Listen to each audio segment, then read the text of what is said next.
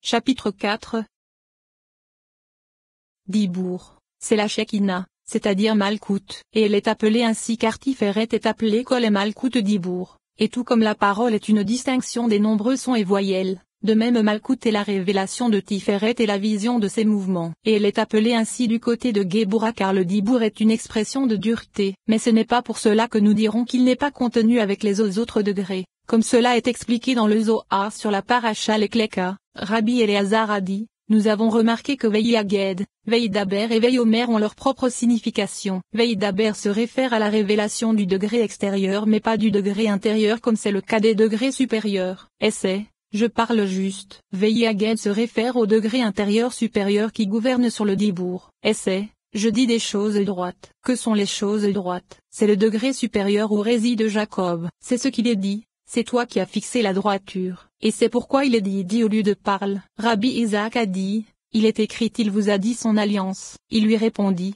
assurément, c'est le degré qui gouverne sur le degré inférieur que je parle juste. Et tout ceci doit être examiné. Viens et vois, bien que le Dibour soit inférieur, ne dis pas qu'il n'est pas élevé, car ce mot se trouve assurément avec tous les degrés, et il s'agit d'un degré élevé. Et la preuve en est, car il ne s'agit pas pour vous d'une chose modique. Ceci signifie que Rabbi Eliezer a expliqué que les mots Veïaged, Veïdaber et Veïomer sont des degrés distincts. Car Veïaged se trouve du côté de Hokma, comme cela sera expliqué à propos de Haggadah, alors que Veïomer c'est Malkout du côté de Tiferet, comme nous l'avons expliqué. Et Veïdaber se réfère à Malkout elle-même. Et c'est pour cela que le verset ne dit ni je parle juste et droit ni je dis des choses justes et droites, mais dit je parle juste, je dis des choses droites. Car Tzedek qui est Malkout prend l'appellation du Dibour qui lui est appropriée. Et à propos de choses droites c'est Tiferet qui prend l'appellation de la Haggadah qui est appropriée à celle qui fait émaner des choses droites. Et grâce à cela, les paroles de Rabbi Eliezer ont été expliquées. Et puisque Rabbi Eliezer a dit que je dis ne se rapporte qu'aux choses droites et qu'il n'est pas possible de dire je dis des choses justes et droites car l'expression de la Haggadah ne lui est pas appropriée.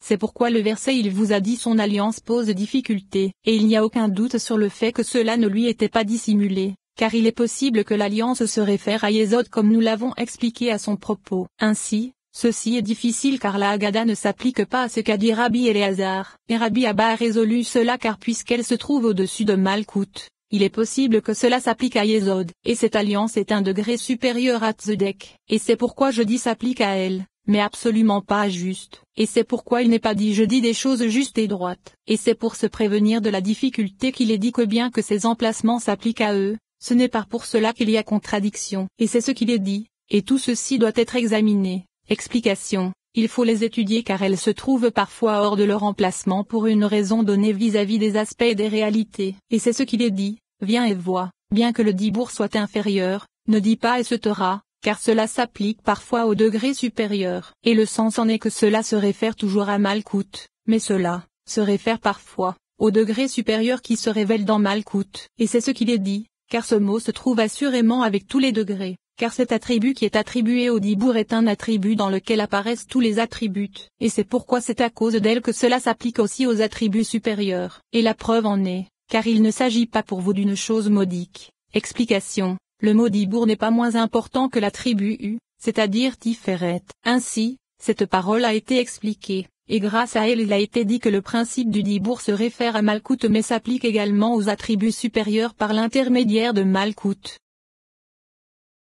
Davar, c'est Malkout, et c'est, brave puissant, accomplissez sa parole, et il est expliqué dans le Zohar, car ils fixèrent cette parole et ce Torah, et de même, selon ma parole, Melchizedek. Il s'agit de la Shekinah, et elle est appelée Divratik car c'était la tribu de David. Et Rabbi Moshe a expliqué qu'elle est également appelée Devé comme dans, devant lui marche la peste et se taira, car c'est assurément la main de l'Éternel est présente. Et il est dit que certains ont expliqué que Davar provient de Yesod car la parole est un mélange d'air. Et ainsi, Yesod n'est pas simplement miséricorde mais un mélange de toutes les séphirotes, comme cela est connu.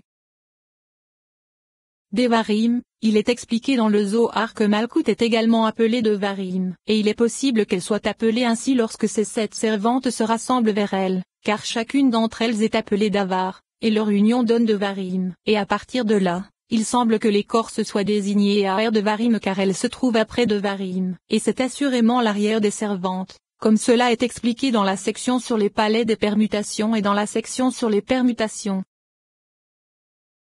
de vache. Ceci se trouve du côté de la gauche, dans la force de Gebura, et c'est pourquoi sa couleur est rouge. Et s'il est doux malgré cela, c'est qu'il est dit, si tu trouves du mil, mange-en à satiété. Et ainsi, il est expliqué dans les tikkunim, comme une galette au miel, c'est du côté de la gauche. Et ainsi, il est dit, car tout levain est tout miel, le levain se trouve à gauche par le secret de l'écorce, et le miel par le secret de la puissance du jugement. Et dans le Zohar sur la paracha Vei, il est expliqué que Malkout est la Torah orale appelée miel.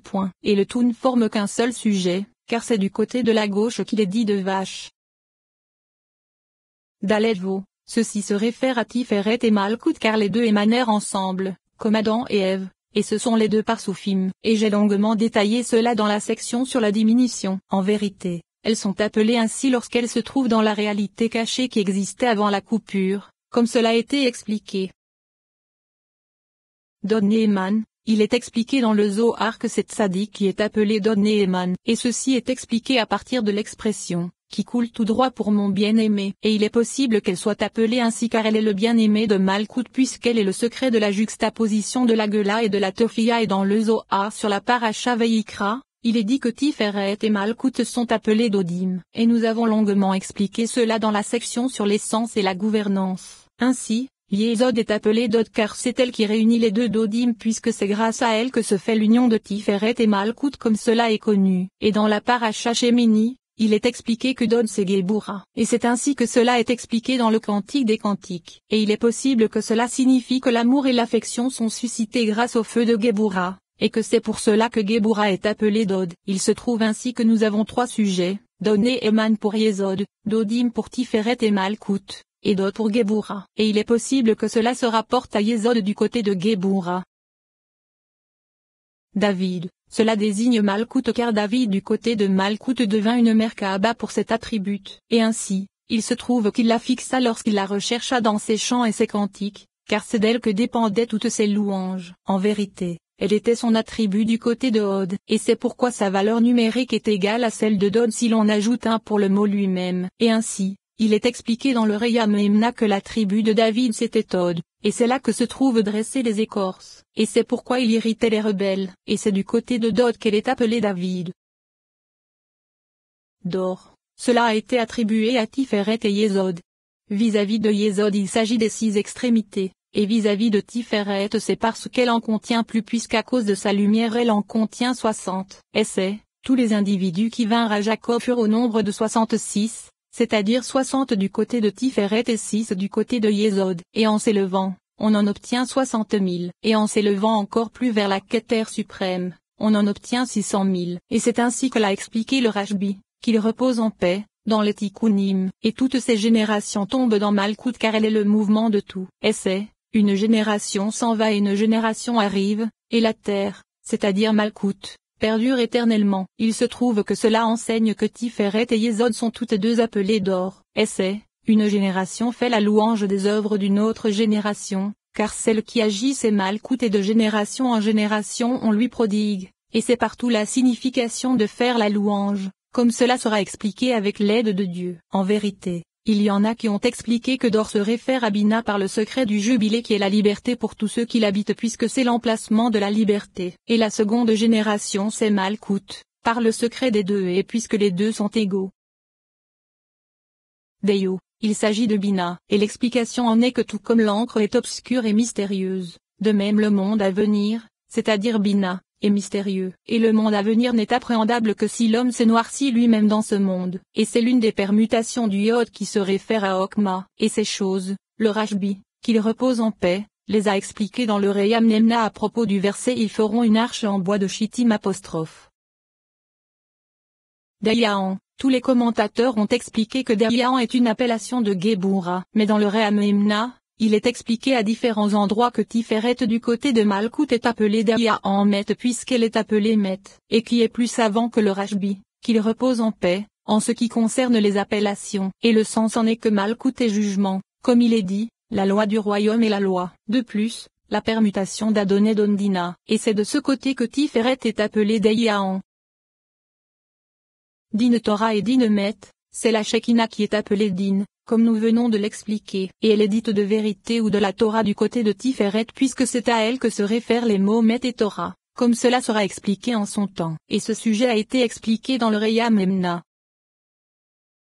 Dak, il est expliqué dans les Tikkunim que c'est Yesod qui est appelée Dak parce qu'elle contient les 24 lettres de Baruch Shem Kevod Malkuto Leolam Waed, et lorsque le Shefa et les eaux de la bénédiction se trouvent en elle. Elle est appelée Kard car elle est une cruche remplie d'eau. Et lorsque le fleuve se tarit et s'assèche, elle est appelée Dak. Et il est dit d'elle, que l'opprimé ne soit pas accablé de honte. Et Malkout est appelée Daka par le secret de la déficience, tout comme elle est appelée Kada par le secret de la plénitude, comme nous l'expliquerons en son temps.